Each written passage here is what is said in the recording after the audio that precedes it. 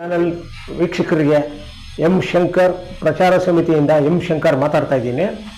ಇವತ್ತು ನಾನು ದಿವಂಗತ ಪ್ರಖ್ಯಾತ ನಟ ಕರಾಟೆ ಕಿಂಗ್ ಯಾರು ಗೊತ್ತಿರ್ಬೋದು ನಮಗೆಲ್ಲ, ಶಂಕರ್ ನಾಗರ ಕಟ್ಟೆ ಶಂಕರ್ ನಾಗ್ ಬಗ್ಗೆ ಕೆಲವು ವಿಷಯಗಳನ್ನು ಮಾತ್ರ ನಾನು ಹೇಳೋದಕ್ಕೆ ಇಷ್ಟಪಡ್ತಾ ಇದ್ದೀನಿ. ಆಮೇಲೆ ಶಂಕರ್ ನಾಗ್ ಅವ್ರ ತಾಯಿ ತಂದೆಗೆ ಅವ್ರು ಇಬ್ಬರೇ ಗಂಡು ಮಕ್ಕಳು, ಆಯಿತಾ. ಶಂಕರ್ ನಾಗು ಎರಡೇವರು, ಅನಂತ್ ನಾಗು ಮೊದಲೇವರು. ಅನಂತ್ ನಾಗರ ಕಟ್ಟೆ, ಶಂಕರ್ ನಾಗರ ಕಟ್ಟೆ ಅಂತ. ಅವರು ಮೂಲತಃ ಹೊನ್ನಾವರದವರು. ಆ ಕಡೆ ಉತ್ತರ ಕರ್ನಾಟಕ ಭಾಷೆನೇ ಅವ್ರು ಜಾಸ್ತಿ ಮಾತಾಡ್ತಾ ಇದ್ದಿದ್ದು.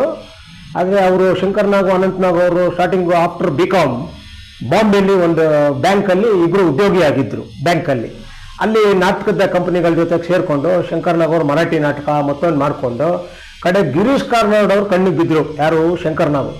ಆಗ ಒಂದಾನೊಂದು ಕಾಲದಲ್ಲಿ ಅಂತ ತುಂಬ ಹಳೆ ಸಿನಿಮಾ, ಹೆಚ್ಚು ಕಡಿಮೆ ಒಂದು 35 to 40 years ಬ್ಯಾಕ್ ಬಂತು ಅದು ಗಿರೀಶ್ ಕಾರ್ನಾಡ್ ನಿರ್ದೇಶನದಲ್ಲಿ ಮೊದಲ ಬಾರಿಗೆ ಶಂಕರ್ ನಾಗ್ ಅವರು ಅಭಿನಯ ಮಾಡಿದ್ರು.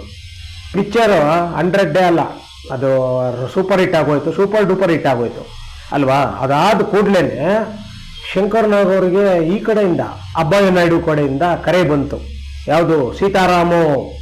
ಆಗ ಟೈಮಲ್ಲಿ ಶಂಕರ್ ನಾಗ್ ಈ ವಾಸ್ ಎ ನ್ಯೂ ಕಮರ್. ಅವ್ರಿಗೆ ಆ ಟೈಮಲ್ಲಿ ಮಂಜುಳಾ, ಒನ್ ಆಫ್ ಸೂಪರ್ ಸ್ಟಾರಿಣಿ, ಅವಾಗ ಆ್ಯಕ್ಟ್ರೆಸ್ ಮಂಜುಳಾ ಎದುರುಗಡೆ ಹೀರೋಗಳು ಮಾಡ್ಬೇಕಾದ್ರೂ ಸ್ವಲ್ಪ ಎದುರ್ತಾ ಇದ್ರು. ಆ ಕಾಲ ಇತ್ತು. ಅಂಥ ಟೈಮಲ್ಲಿ ಶಂಕರ್ ನಾಗ್ ಹಾಕೊಂಡಾಗ ಎಲ್ಲರೂ ಒಂಥರ ಹಾಸ್ಯ ಮಾಡಿಬಿಟ್ರು. ಏನಪ್ಪ ಶಂಕರ್ ನಾಗ್ ಒಂದಾನ ಕಾಲದಲ್ಲಿ ಇದ್ದವ್ರನ್ನ ಎತ್ಕೊಂಬಂದು ಈ ಕಡೆ ಸಾಮಾಜಿಕ ಫಿಲ್ಮ್ ಕಡೆ ಆಗ್ತಾ ಇದ್ದಾರಲ್ಲ. ಭಾಷೆ ಬೇಳೆ ಭಾಳ ವ್ಯತ್ಯಾಸ ಇತ್ತು. ಆಗ ಉತ್ತರ ಕರ್ನಾಟಕದ ಭಾಷೆ, ನಮ್ದು ಈ ಕಡೆ ಕರ್ನಾಟಕದ ಭಾಷೆ ಬೇರೆ ಇತ್ತು. ಆದರೂ ಶಂಕರ್ ನಾಗು ಸೀತಾರಾಮು ಧೈರ್ಯ ಮಾಡಿ ಅಬ್ಬಯ್ಯ ನಾಯ್ಡು ಅವರು ತೆಗೆದ್ರು ನೋಡಿ ಫಿಲಿಮು. ಅದು ಸೂಪರ್ ಡೂಪರ್ ಹಿಟ್ ಆಗೋಯ್ತು. ಅಲ್ಲಿಂದ ಶಂಕರ್ ನಾಗ್ ಹಿಂದಕ್ಕೆ ತಿರುಗಿ ನೋಡಲೇ ಇಲ್ಲ. ಕಡೆಗೆ ಶಂಕರ್ ನಾಗ್ ಹೇಗೆ ಅಂದರೆ ತುಂಬ ಕ್ಲೇವರ್, ವೆರಿ ಕ್ಲೇವರ್, ತುಂಬ ಬುದ್ಧಿವಂತ. ಅವ್ರು ಯಾವಾಗಲೂ ಮುಂದಾಲೋಚನೆ ದೃಷ್ಟಿಯಿಂದಲೇ ಯೋಚನೆ ಮಾಡ್ತಾಯಿದ್ರು. ಚಿತ್ರರಂಗದ ಇಲ್ಲಿ ಒಂದು ಡಬ್ಬಿಂಗ್ ಥಿಯೇಟ್ರ್ ಆಗಬೇಕು, ಇಲ್ಲಿ ಒಂದು ರೀ ರೆಕಾರ್ಡಿಂಗ್ ಥಿಯೇಟ್ರ್ ಆಗಬೇಕು. ಆಮೇಲೆ ಅವಾಗಿನ ಕಾಲದಲ್ಲಿ ಅವರು ಮೆಟ್ರೋ ಬಗ್ಗೆ ಒಂದು ಸ್ಕೆಚ್ ಹಾಕಿದ್ರು. ಆ ಟೈಮಲ್ಲಿ ಅವರು ಕಂಟ್ರಿ ಕ್ಲಬ್ ಅಂತ ಒಂದು ಮಾಡಿದ್ರು. ಕಂಟ್ರಿ ಕ್ಲಬ್ ಅಲ್ಲಿ ಅವರು ಹಸುಗಳು ಸಾಗಣೆ ಪ್ರತಿಯೊಂದು ಅವರು ಪ್ರಾಣಿಗಳ ಬಗ್ಗೆ ತುಂಬ ವ್ಯಾಮೋಹ ಇತ್ತು. ಈಗ ದರ್ಶನ್ಗೆ ಹೆಂಗಿದೆ, ಆಗ ಶಂಕರ್ ನಾಗ್ ಅವರೇ ಅದಕ್ಕೆ ಬುನಾದಿ ಅಂತ ಹೇಳ್ತೀನಿ ನಾನು. ಅವ್ರ ಪ್ರಾಣಿಗಳ ಬಗ್ಗೆ, ಹಸುಗಳ ಬಗ್ಗೆ ಹಾಲು ಕರೆದು ಡೈರಿಗಳಿಗೆ ಕೊಡೋ ಥರ ಅವ್ರು ಆಗಿನ ಕಾಲದಲ್ಲಿ ಶುರು ಮಾಡಿಬಿಟ್ರು. ಶಂಕರ್ ನಾಗ್ ಅವರು ಆಗಲೇ ಮೆಟ್ರೋ ಬಗ್ಗೆ ಶುರು ಮಾಡಿಬಿಟ್ಟಿದ್ರು. ಫ್ಲೈಓವರ್ಸ್ ಬಗ್ಗೆನೂ ಮಾತಾಡ್ತಿದ್ರು. ಅದಕ್ಕೋಸ್ಕರ ಕನೆಕ್ಷನಲ್ಲಿ ಆಗಿನ ಕಾಲದಲ್ಲಿ ಜಪಾನ್ಗೆಲ್ಲ ಹೋಗಿ ಅಧ್ಯಯನ ಮಾಡ್ಕೊಂಡು ಬಂದಿದ್ರು. ಅಂಥ ಒಂದು ಮುತ್ಸಾದಿ ಅಂದರೆ is A very intellect person, very intelligent person, always thinking about future tense. ಮುಂದಿಂದು ಈಗ present tense, future tense, past ಅವ್ರು ಯಾವ್ದು ಯೋಚನೆ ಮಾಡ್ತಾರಲ್ಲ. ಇವತ್ತಿನ ಶಂಕರ್ ನಾಗ್ ಅವರು ನೋಡಿ ಅಂಥ ಒಂದು ಟೈಮಲ್ಲಿ ಎಂಥ ಒಂದು ಆಟ ರಾಜ ಅಂತ ಒಂದು ಫಿಲಿಮ್ ಬಿಟ್ಟರು ನೋಡಿ. ಇವತ್ತು ಇಡೀ ಕರ್ನಾಟಕಾದ್ಯಂತ, ರಾಜ್ಯಾದ್ಯಂತ ಆಟೋ ಚಾಲಕರ ಸಂಘ, ಶಂಕರ್ ನಾಗ್ ಆಟೋ ಚಾಲಕರ ಸಂಘ, ನೀವೆಲ್ಲಿ ಗಲ್ಲಿ ನೋಡಿದ್ರು ಇವತ್ತು ಆಟೋ ಅವ್ರದ್ದು ಒಂದು ಸ್ಟ್ಯಾಚ್ಯೂ ಹಾಕ್ಕೊಂಡು ಶಂಕರ್ ನಾಗ್ ಬರ್ತಡೇನ, ಹುಟ್ಟದಬ್ಬನ ಪ್ರತಿ ವರ್ಷ ಎಷ್ಟು ಒಂದು ಆಡಂಬರ, ಒಂದು ವಿಜೃಂಭಣೆಯಿಂದ ಮಾಡ್ಕೊಂಡು ಬರ್ತಾ ಇದ್ದಾರೆ. ಅವ್ರು ಯಾಕೆ ಅಂತ ಜನರ ಮೇಲೆ ಅಷ್ಟು ಆಟೋ ಅವ್ರಿಗೆ ಪ್ರಭಾವ ಬೀರ್ಬಿಡ್ತು ಶಂಕರ್ ನಾಗ್ ಮೇಲೆ. ಅವ್ರು ಆಟೋ ಡ್ರೈವರ್ಸ್ಗಳ ಮನ್ಸನ್ನು ಗೆದ್ದುಬಿಟ್ರು ಥ್ರೂ ಆಟೋ ರಾಜ ಮುಖೇನ. ಆಮೇಲೆ ಅವರು ಮಿಂಚಿನ ಓಟ, ಅವ್ರದ್ದೇ ಸ್ವಂತವಾದ ಜನ್ಮದ ಅನುಬಂಧ, ಅವರೇ ಡೈರೆಕ್ಷನ್, ಪ್ರೊಡ್ಯೂಸರ್ಸ್, ಅಣ್ಣ ತಮ್ಮ, ತುಂಬ ಅಂಥ ಒಂದು ಉತ್ತುಂಗದ ಮಟ್ಟದಲ್ಲಿದ್ದಾಗ ಯಾವ ರೀತಿ ಹೆಸರು ಮಾಡಿದ್ರು ಅಂದರೆ ನೆಕ್ಸ್ಟ್ ರಾಜ್ಕುಮಾರ್ ಆ ಮಟ್ಟದವರೆಗೂ ಶಂಕರ್ ನಾಗ್ ಬೆಳೆದ್ಬಿಟ್ರು. ಬುದ್ಧಿ ಅಂತ ಒಂದು ಡೈರೆಕ್ಟರ್ ಆ್ಯಂಡ್ ಪ್ರೊಡ್ಯೂಸರ್ ಅಂತ ಅವ್ರಿಗೆ ಪ್ರಖ್ಯಾತಿ ಆಗಿನ ಕಾಲದಲ್ಲೇ ಬಂದ್ಬಿಡ್ತು. ಅದ್ಯಾವುದೋ ಒಂದು ಬ್ಯಾಕ್ ಟೈಮ್ ನೋಡಿ ಗಿರೀಶ್ ಕಾರ್ನಾಡ್ ಜೋಕುಮಾರಸ್ವಾಮಿ ಅಂದ್ಬಿಟ್ಟು ಅದ್ಯಾವುದೋ ಹಾವೇರಿ ಹತ್ರ ಒಂದು ಶೂಟಿಂಗ್ ಇಟ್ಕೊಂಡು ಶಂಕರ್ ನಾಗ್ ಅವರು ನಾನು ಬೆಳಿಗ್ಗೆ ಬರ್ತೀನಿ ಅಂತಾರಂತೆ. ನೋಡಿ ಸಾವು ಯಾವ ರೀತಿ ಯಾವ ರೀತಿ ಮಾಡುತ್ತೆ ಅನ್ನೋದು. ಗಿರೀಶ್ ಕಾರ್ನಾಡ್ ಇಲ್ಲ, ನೀವು ನೈಟ್ ಹತ್ಬಿಟ್ಟು ಬರಲೇಬೇಕು, ಬೆಳಿಗ್ಗೆನೇ ಶೂಟಿಂಗ್ ಇದೆ, ಜೋಕುಮಾರಸ್ವಾಮಿ ನೀವೇ ಹೀರೋ, ಬರಲೇಬೇಕು ಅಂತ ಹೇಳ್ಬಿಟ್ರು.